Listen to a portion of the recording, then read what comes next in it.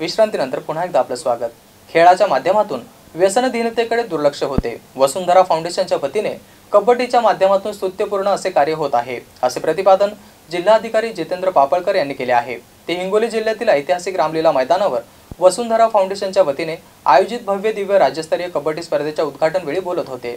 वसुंधरा फाउंडेशनच्या वतीने हिंगोली येथील ऐतिहासिक रामलीला मैदानावर 15 ते 17 डिसेंबर दरम्यान राज्यस्तरीय कबड्डी स्पर्धेचे आयोजन करण्यात आले आहे। 15 डिसेंबर रोजी या कबड्डी स्पर्धेचे उद्घाटन जिल्हाधिकाऱ्यांच्या हस्ते करण्यात आले। यावेळी मीरा भाईंदर महानगरपालिकेचे आयुक्त संजय काटकर, पोलीस अधीक्षक जी श्रीधर, अप्पर जिल्हाधिकारी खुशाल सिंग परदेशी, निवासी उपजिल्हाधिकारी स्वप्नील मोरे, वसुंधरा फाउंडेशनच्या अध्यक्षा मनीषा काटकर, अर्जुन पुरस्कार प्राप्त होनप्पा गौडा, छत्रपती अवॉर्ड प्राप्त स्नेहल शिंदे, राज्य कबड्डी असोसिएशन सहकार वाहक बाबूराव चांदेरे, सतीश देशमुख, माजी शिक्षणाधिकारी शिवाजी पवार, हिंगोली जिल्ह्याचे प्रसिद्ध उद्योजक जगदीत राज खुराणा आदींची उपस्थिती होती। राज्यस्तरीय कबड्डी स्पर्धा पाहण्यासाठी प्रेक्षकांनी रामलीला मैदानावर गर्दी केली होती। या राज्यस्तरीय कबड्डी स्पर्धेला प्रेक्षकांचा उत्स्फूर्त प्रतिसाद मिळाला आहे।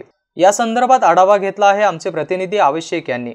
हिंगोली येथील ऐतिहासिक रामलीला मैदानावरती वसुंधरा फाउंडेशन कबड्डी चषक 2023 चे आयोजन केलेले आहे। तर आपल्यासोबत आयोजक काटकर सर आहेत, आपण त्यांच्याकडून जाणून घ्या। सर, हिंगोली जिल्हा तुम्ही निवडलेला आहे, तर याच्या मागच्या पार्श्वभूमी मागं कारण काय? बघा, हिंगोली हा माझा मूळ जिल्हा, ही पहिली गोष्ट। दुसरा, हिंगोलीमध्ये अतिशय लोकप्रिय असलेला कबड्डी हा खेळ, आणि तिसरं आणि महत्त्वाचं कारण की मोबाईल आणि अल्कोहोल या दोन व्यसनातून जर तरुणांना खऱ्या अर्थानं मुक्त करून आपण जर मैदानावर आणू शकलो, ही तरुणाईची ऊर्जा ही खऱ्या अर्थानं या जिल्ह्याला, राज्याला आणि देशाला पथदर्शक ठरेल, हा आम्हा पतीपत्नीला वाटलेला विश्वास, आणि या विश्वासाचं मूर्त रूप म्हणजे वसुंधरा फाउंडेशनच्या माध्यमातून राज्यस्तरीय कबड्डी स्पर्धा, ती होण्यापूर्वी गट, तालुका आणि जिल्हा स्तरावर या स्पर्धेचं आयोजन, आणि ही स्पर्धा फक्त मैदानावर खेळली जात नाही, ती लोकांच्या मनात खेळली जावी, लोकसहभाग वाढावा, म्हणून या स्पर्धेला पूरक बॅकग्राऊंडमध्ये वर्षभर चाललेलं कबड्डी संवर्धनाचं काम, त्यामुळे या जिल्ह्याची आम्ही निवड केली। आपल्यासोबत वसुंधरा फाउंडेशनचे अध्यक्ष मॅडम सोबत आहात। मॅडम, खरंच हिंगोली हा भाग्यवान आहे की जे की तुम्ही कबड्डी मॅचेस इथं खेळत आहे आणि आयोजित केलेले आहे, तर तुम्ही याच्यामधून काय संदेश देणार आहात? मी एवढंच बोलू इच्छिते की कबड्डी हा लाल मातीचा खेळ आहे, रांगडा खेळ आहे, आणि आपल्या हिंगोली जिल्ह्यामध्ये कबड्डी हा खूप लोकप्रिय असा खेळ आहे, ज्याच्यामध्ये कोणत्याही जास्त पैशांची गुंतवणूक त्या खेळाडूच्या परिवाराला करावं लागत नाही। प्रश्न पडतो तो ग्राउंडचा आणि खेळाडूंसाठी प्रशिक्षकांचा।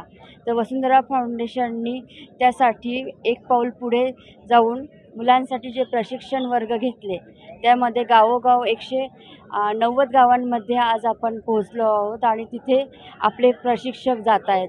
आज ॲक्च्युअल 22 गावांमध्ये रोज कबड्डी ही खेळल्या जाते, आणि काटकर साहेब म्हणाले त्याप्रमाणे 565 गावांपर्यंत, म्हणजे 190 गावांपर्यंत आपण पोहोचलो।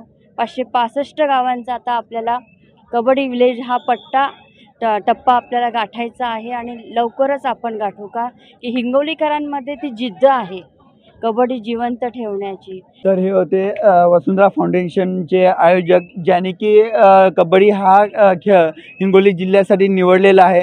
आणि आज तुम्ही बघू शकतात, हिंगोली जिल्ह्यामध्ये नव्हे तर अदर जिल्ह्यात जसे की मुंबई, पुणे, ठाणे आणि अदर जिल्ह्यापेक्षा महाराष्ट्रामधून इथं खेळाडू खेळ खेळण्यासाठी आलेले आहेत, आणि या खेळाला प्रतिसाद हा खूप चांगल्या पद्धतीनं भेटत आहे। तर असंच हे खेळ बघण्यासाठी MCN न्यूजवरती लाईव्हमध्ये बघण्यासाठी आमच्या चॅनलवर बघा। आवश्यक MCN न्यूज हिंगोली।